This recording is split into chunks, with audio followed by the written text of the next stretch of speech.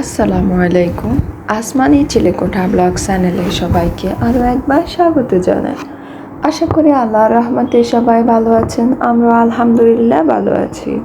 প্রতিদিনের মতো আজও নতুন একটি ব্লগ ভিডিও নিয়ে আপনাদের মাঝে উপস্থিত হলাম। আশা করি সম্পূর্ণ ভিডিওটি দেখবেন। কাছে এবং দূরে যে যেখান থেকে আমার ভিডিওটি দেখছেন সবাইকে জানাই অসংখ্য ধন্যবাদ।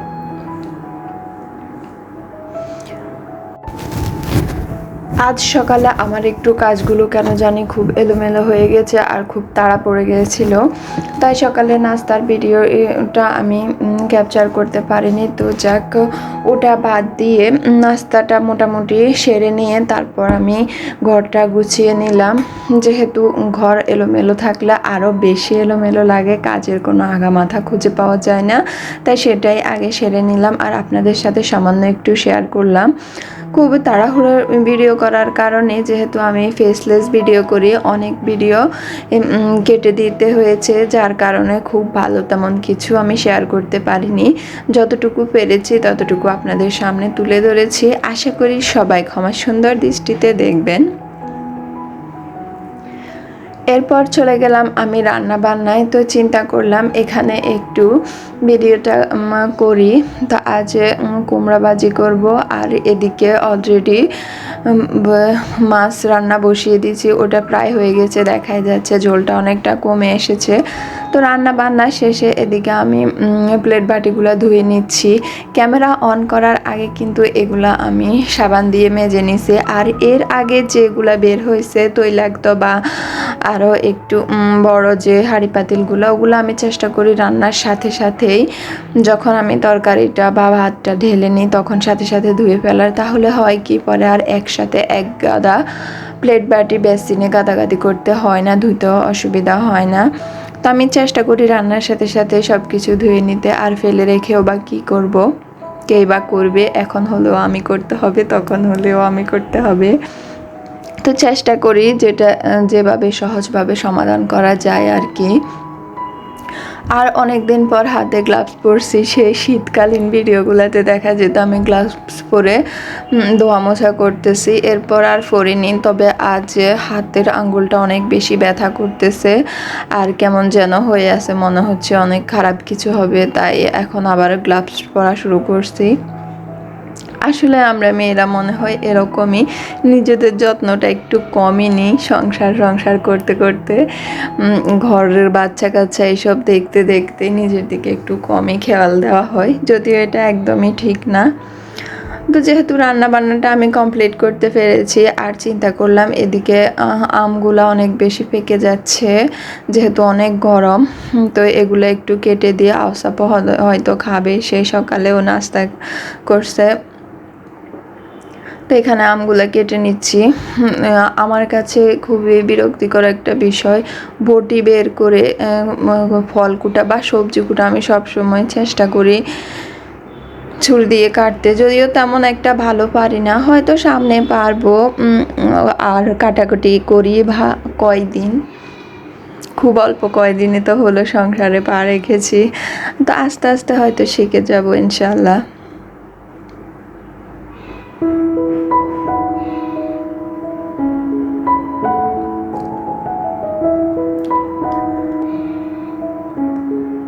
তারপর বাসায় এখন যেহেতু গরম, তারপরে বাতাস, আবার বর্ষাকালীন সময় বৃষ্টি হলে কাদা। আপনি যত উপরে থাকেন বা যত দালান কোঠায় থাকেন, গাছপালা থেকে তো একটু ময়লা বারান্দায় আসে, বা যেভাবেই হোক ওরা ঘরে তো প্রবেশ করেই। তো মোছামুছির কাজটা প্রায় প্রতিদিনই করতে হয়, কিন্তু প্রতিদিন তো আর শেয়ার করি না। তো আজকে ভাবলাম একটু শেয়ার করি। তো সে একই সমস্যাটা হলো আর কি, যেহেতু আমি ফেসলেস ভিডিও করি বা ক্যামেরার সামনে আসি না, কিন্তু আজকে কেন জানি আমার সবগুলা ভিডিওতে আমাকে পুরোপুরিভাবে দেখা যাচ্ছিল। তো ওগুলা কেটে চেটে আর তেমন একটা ভালো ভিডিও রাখতে পারিনি, কিন্তু কি করার, আমার হাতে সম্বল তো এগুলাই। তো যতটুকু পেরেছি শেয়ার করে নিয়েছি আর কি। আমি জানি না আমার ভিডিওর এই পর্যায়ে এখনো পর্যন্ত কেউ আমার সাথে আছেন কিনা, কারো ভালো লাগাটা আমি সৃষ্টি করতে পেরেছি কিনা। যদি পেরে থাকি তাহলে আমার ভিডিওটিতে দয়া করে একটি লাইক দিবেন। আপনার একটি মূল্যবান লাইক আমার এগিয়ে চলার অনুপ্রেরণা। আপনার এই একটি লাইক আমার ভিডিওটিকে আরও 10 জনের কাছে পৌঁছে দেবে, যাতে করে আমার চ্যানেলটি গ্রো করতে সাহায্য হবে। আর যারা এই ধরনের ব্লগ ভিডিওগুলো, লাইফস্টাইল ব্লগগুলো দেখতে পছন্দ করেন, তারা যদি আমার চ্যানেলটির সাথে থাকতে চান তাহলে চ্যানেলটিকে সাবস্ক্রাইব করে আমার পাশে থাকতে পারেন। ধন্যবাদ। আর যারা কাজটি আগে থেকে অলরেডি করে আমার পাশে আছেন, আমাকে সাপোর্ট করে যাচ্ছেন, প্রতিদিন সুন্দর সুন্দর কমেন্ট করে যাচ্ছেন, তাদেরকে জানাই অসংখ্য অসংখ্য অসংখ্য ধন্যবাদ। তো এবার আসি ভিডিওর বিষয়ে। এতক্ষণ তো অনেক কাজকর্ম দেখালাম, কিন্তু এর মাঝে বিশাল একটা বিরতি গেল, যে সময়টা কিনা আমার খুব কম সময় দেখা যায় আমি বিকালে জেগে থাকতে পারি কিংবা কোনো কাজ করতে পারি। অনেকটা সময় জুড়ে আমি এই সময়টাতে বিশ্রাম নিই, যেহেতু খুব সকালবেলা উঠে কাজকর্মে লেগে পড়ি। তো বিকালে বিশ্রামটা আমার অনেক বেশি গুরুত্বপূর্ণ। তাছাড়া এমনিতে এটা আমার অভ্যাস। যখন বাবার বাড়িতে ছিলাম বা বিয়ের আগে মায়ের কাছে ছিলাম, তখন বিকালে রেস্ট নেওয়াটা, একটু ঘুমানোটা আমার অভ্যাস হয়ে গেছে। তারপর চলে আসলাম সন্ধ্যার নাস্তা তৈরি করতে। যেহেতু এখন অনেক বেশি গরম, চেষ্টা করি সবসময় ভাজা পোড়াটা এড়িয়ে চলতে। এই সময় এটা আসলে মানে খাওয়া যায়, তবে স্বাস্থ্যের জন্য আমি মনে করি ভালো না। তো একটু পায়েস রান্না করে নিলাম যাতে আউসাপও খেতে পারে, তাহলে ওর জন্য আর এক্সট্রা কিছু বানানোর ঝামেলা থাকলো না। আর এদিকে চা, সে তো চলবেই, চা ছাড়া তো হবে না। দুবেলা আমার বাসায় চা করতে হয়। যে মানুষ আমি কিনা আগে চা দেখতেই পারতাম না, চায়ের গ্রান শুনলে আমার কেমন যেন লাগতো, আর সেও এখন আমি দুবেলা করে চা খাচ্ছি। এই জন্যই তো মানুষ বলে সঙ্গদোষে লোহা বাসে।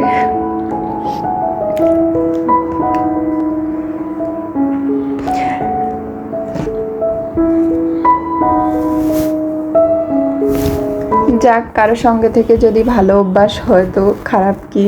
চা খাওয়া আমি মনে করি খুবই শৌখিনতা, খুবই রোমান্টিক মানুষের কাজ। তারপর আসফর আব্বু একটু বাহিরে চলে গেলে তো আমরা মা ছেলে আর কি করব। আমি ইদানিং চেষ্টা করছি ওকে বইয়ের বর্ণমালা কিংবা এই দৃশ্যগুলা, মানে ছবিগুলা দেখিয়ে কিছু জিনিস শেখানোর। মুখে মুখে ও শেখে, আমাদের থেকে বাচ্চারা শেখে, কিন্তু বইতে দেখালে বা ওরা বাস্তবের সাথে মেলাতে আরও বেশি আগ্রহী হবে আমার ধারণা আর কি। যদিও ওর এখনও বই দেওয়ার বয়স হয়নি, এটা নিয়ে অনেক সময় অনেক কিছু শুনতে হয়, তবে আমি মানুষের কথাই একটু কম পাত্তা দিই। আসলে আই ডোন্ট কেয়ার টাইপের না আমি মানে এড়িয়ে চলতে পারি। আই ডোন্ট কেয়ার টাইপ হলে তো আবার একটু বেয়াদবি হয়ে যায়, তেমনটা না। যেগুলোতে মানে মানুষের কথা না শুনলে কারো কথায় কিছু যায় আসে না, ওগুলো আমি একটু এড়িয়ে চলারই চেষ্টা করি। তো দেখা যাক, ও যে একেবারে মানে অনেক কিছু হয়ে যাবে তা না, চেষ্টা করতেছি ওকে বইয়ের সাথে পরিচয় করাতে বা আমাদের আশপাশের জিনিসগুলো শেখাতে। মাত্র তো ওর 2 বছর শেষ হলো। ও যখন ভালো লাগে বসে, একটা যে জোর করে বাচ্চাদের পড়াতে হবে ওই বয়সটা তো এখন ওর হয়নি, আর আমার ইচ্ছেও নেই ওকে কখনো জোর করানোর। তো এদিকে ফ্রিজে অনেক দিন থেকে কিছু দুধের বোতল জমে গেছে, আর ডিমও আছে অনেক গুলা দেখলাম। তো চিন্তা করছি এই দুটো জিনিসে পুডিং বানানোর কাজে লাগবে, কেন এগুলো শুধু শুধু জমা হয়ে ঘরে পড়ে থাকতো। আমি একটা পুডিং বসিয়ে দিই। তো যদিও এখন রাত অনেক, সন্ধ্যা খাওয়া দাওয়া কিন্তু এরপর আমাদের শেষ হয়ে গেছে। তো পুডিংটা বসিয়ে দিচ্ছি এই রাতের বেলা, তো হয়তো আর খাওয়া হবে না আগামীকাল। ওই যে রান্নার মাঝখানে আমি একটু সামান্য কিছু খাওয়া দাওয়া করি, হয়তো সেই সময়টাতে খাওয়া হবে। তো আজকের ভিডিওতে যতটুকু করেছি ততটুকু শেয়ার করলাম। দেখা হবে কোনো আগামী ভিডিওতে। আশা করি আমার পাশে থাকবেন, আমাকে সাপোর্ট করবেন। আজ এখানেই বিদায় নিচ্ছি। সবাই ভালো থাকবেন, সুস্থ থাকবেন। আল্লাহ হাফেজ।